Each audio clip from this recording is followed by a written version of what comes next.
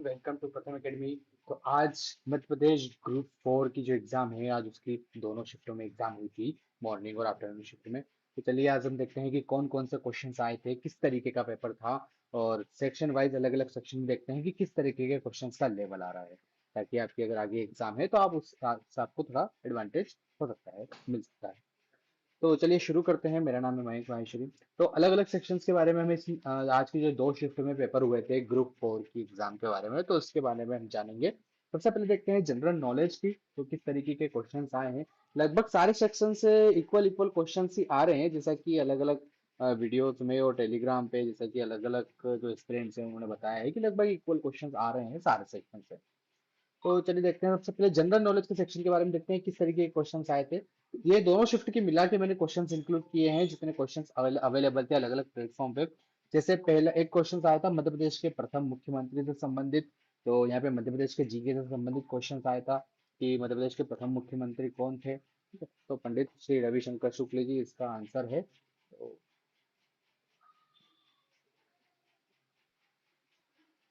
Ravishankar Shukla. Okay. उस तरीके से जैसे रॉलेट एक्ट से संबंधित क्वेश्चन आया था, तो ये इंडिया की जीके से संबंधित हो गया कि रॉलेट एक्ट कब पास हुआ था, कौन से ईयर में यह आया था। तो 1919 इसका आंसर है। इस तरीके से जैसे सांची स्तूप किस जिले में है, तो ये अगेन मध्य प्रदेश के जीके से संबंधित क्वेश्चन आया था। तो मध्य प्रदेश जीके से संबंधित सांची स्तूप किस जिले में है, जैसे रायसेन जिले में है। तरीके से क्वेश्चंस आए हैं। 2019 में मध्य प्रदेश का बजट किसने पेश किया, तो ये करंट अफेयर से संबंधित है, पर काफी पुराना करंट अफेयर ये पूछ लिया है। 2019 से संबंधित पूछा है। तो उस समय के जो वित्त मंत्री थे श्री तरुण भनोट जी, उन्होंने ये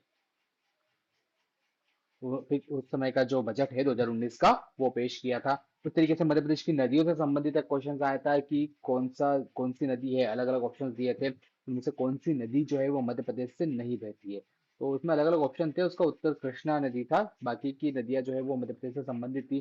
कृष्णा नदी जो है वो महाराष्ट्र और कर्नाटक आंध्र प्रदेश इधर फ्लो होती है, तो इससे संबंधित ये उत्तर था। उस तरीके से बाकी क्वेश्चन देखे, जैसे बोरी वन अभ्यारण्य ये कहाँ पर है, कौन से जिले में ये स्थित है, जैसे नर्मदापुरम जिले में ये स्थित है। नर्मदापुरम जिसका पहले नाम होशंगाबाद था, तो नर्मदापुरम जिले में ये स्थित है। काराकोरम दर्रा ये कहाँ पर स्थित है, लेह लद्दाख में ये स्थित है। इस तरीके की इंडिया की जो ज्योग्राफी है उससे संबंधित क्वेश्चन था, काराकोरम दर्रे से संबंधित। महाराजा धीराज की उपाधि कौन से राजा ने ली थी, तो ये भारत के इतिहास से, हिस्ट्री से संबंधित क्वेश्चन था। चंद्रगुप्त मौर्य जो थे उन्होंने इस महाराजा धीराज की उपाधि धारण करी थी। तो चंद्रगुप्त मौर्य नहीं, चंद्रगुप्त जो है गुप्त डायनेस्टी के, उनकी बात कर रहा हूँ। चंद्रगुप्त प्रथम जो थे उन्होंने धारण करी थी। तो इंडिया की हिस्ट्री से संबंधित क्वेश्चन था। आर्यभट्ट उपग्रह को कब लॉन्च किया गया था, तो अगेन ये इंडिया के जीके से संबंधित क्वेश्चन था। आर्यभट्ट उपग्रह को कब लॉन्च किया गया था, 19 अप्रैल 1975 को लॉन्च किया गया था। कान्हा वन्य जीव अभ्यारण्य की स्थापना कब हुई थी, तो ये अगेन एमपी के जीके से संबंधित क्वेश्चन है। कान्हा वन्य जीव अभ्यारण्य काफी फेमस जो अभ्यारण्य है, इसकी स्थापना 1955 में की गई थी। वन्य जीव अभ्यारण्य, ठीक है, अभ्यारण्य जब बना था 55 में, फिर ये बाद में नेशनल पार्क बना और टाइगर रिजर्व बना, पर अभ्यारण्य जो है 55 में बना था। तो इस तरीके से जीके से संबंधित एक सब क्वेश्चन आए थे। आप यहाँ देख सकते हैं कि जो एमपी का जीके है उसके काफी सारे क्वेश्चन आए हैं। इंडिया के जो जीके हैं उसके क्वेश्चन बहुत कम आए हैं। इसलिए एमपी का जीके जो है, एमपी की जो ज्योग्राफी है उसको आप थोड़ा अच्छे से रिवाइज कीजिए। एमपी की नदियां हो गई, अलग अलग जो नेशनल पार्क्स हैं, जो वाइल्ड लाइफ सेंचुरीज हैं, तो इनसे संबंधित काफी सारे क्वेश्चन देखने को मिले हैं। ठीक है, जैसे कि देख सकते हैं एमपी की जो टूरिस्ट प्लेसेस हैं, तो इनसे क्वेश्चंस काफी सारे देखने को मिले हैं। तो एमपी का जो जीके वाला पोर्शन है उसको थोड़ा सा अच्छे से रिवाइज कीजिए। इसके बाद अगर और सेक्शंस के देखें, जैसे कि हिंदी में, तो हिंदी में ज्यादातर जो क्वेश्चंस आए हैं वो रचनाओं से संबंधित काफी सारे क्वेश्चंस देखने को मिले हैं। मॉर्निंग के शिफ्ट में भी और आफ्टरनून की शिफ्ट में भी अलग अलग जो कवि हैं उनकी रचनाओं से संबंधित काफी सारे क्वेश्चंस देखने को मिले हैं। कुछ ग्रामर के क्वेश्चंस भी आए हैं, पर ग्रामर के क्वेश्चन थोड़े कम है हिंदी में। जैसे उपसर्ग से संबंधित कुछ क्वेश्चंस आए हैं, प्रत्यय से संबंधित हैं, विलोम शब्द से संबंधित है, इस तरीके से क्वेश्चंस आए हैं। पर ज्यादातर क्वेश्चन जो है वो रचनाओं से संबंधित देखने को मिले हैं। ग्रामर के क्वेश्चन यहाँ पर कम। ठीक है, तो थोड़ा रचना वाला पार्ट जो है वो आप रिवाइज कीजिए। अलग अलग जो कवि हैं उनकी रचनाओं से संबंधित जो महत्वपूर्ण रचनाएं हैं। इसके बाद इंग्लिश की अगर सेक्शन की बात करें, तो इंग्लिश में जैसे कि एरर वाला जो पार्ट है, जो जनरल एरर्स होती है, सेंटेंस में एरर फाइंड आउट करने वाले जो क्वेश्चंस होते हैं, उस तरीके के क्वेश्चंस देखने को मिले हैं। बाकी एडजेक्टिव हो गया, प्रोनाउंस, वर्ब, तो पूरा लगभग ग्रामेटिकल यहाँ पर ही पार्ट आया है। इजी से क्वेश्चंस हैं लगभग, हिंदी में और इंग्लिश में इजी पोर्शन ही आया है। तो एरर से संबंधित क्वेश्चंस हैं, एडजेक्टिव वाला पार्ट है, प्रोनाउंस है, तो ये वाला पार्ट आया है। इससे संबंधित थोड़ा ग्रामर वाला पोर्शन रिवाइज करने की यहाँ पर नीड है। उसके बाद अगर गणित में देखें तो गणित में क्वेश्चन जैसे अवकलन समाकलन से संबंधित क्वेश्चन आए हैं। इसके अलावा ट्रिग्नोमेट्री से भी क्वेश्चन आए हैं, इसमें से काफी इजी क्वेश्चन आए हैं। ट्रिग्नोमेट्री से जनरल कॉस थीटा और साइन थीटा के रूल से क्वेश्चन बन जाएंगे। ट्रिग्नोमेट्री से संबंधित क्वेश्चन आए हैं।